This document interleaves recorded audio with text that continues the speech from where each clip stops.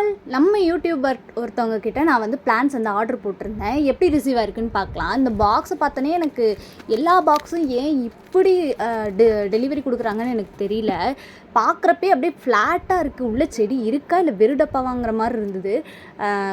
Coleus plant வந்து cuttings வந்து order போட்டிருந்தேன். ஒரு 5 கலர் கட்டிங்ஸ் வந்து ஆர்டர் போட்டிருந்தேன். பிளான்ட்டை விட அது கட்டிங்ஸ் வச்சாலே ஈஸியாக வரும். ஸோ ஏன் ரிஸ்க் எடுக்கணும் அப்படிங்கிறனால நான் கட்டிங்ஸாகவே வாங்கிக்கலாம் அப்படின்னு சொல்லிட்டு வாங்கியிருந்தேன். ஒரு 5 கலர் டிஃப்ரெண்ட் கலர்ஸ், ரொம்ப சூப்பரான கலர்ஸ், நல்லா பெரிய தண்டாகவே கொடுத்துருந்தாங்க. வைக்கிறப்ப ஈஸியாக வர மாதிரி கொடுத்துருந்தாங்க. நான் இதில் ஒரு தண்டில் ஒரு 2-3 கட்டிங்ஸ் வந்து போட்டு அழகாக வச்சுருக்கேன். இப்போதைக்கு அழகழகாக இருந்துச்சு. ஒவ்வொரு கலருமே வந்து டபுள் கலராகவே இருந்துச்சு. ஒவ்வொன்றும் ரொம்ப வாடின மாதிரி தான் வந்திருந்தது. நியூஸ் பேப்பரில் எத்தனைக்கும் தண்ணி தெளித்து தான் அனுப்பிச்சிருந்தாங்க. இருந்தாலுமே அப்படி தான் வந்திருந்து. இதோட பிளான்ட்டோட நேச்சர் அப்படி.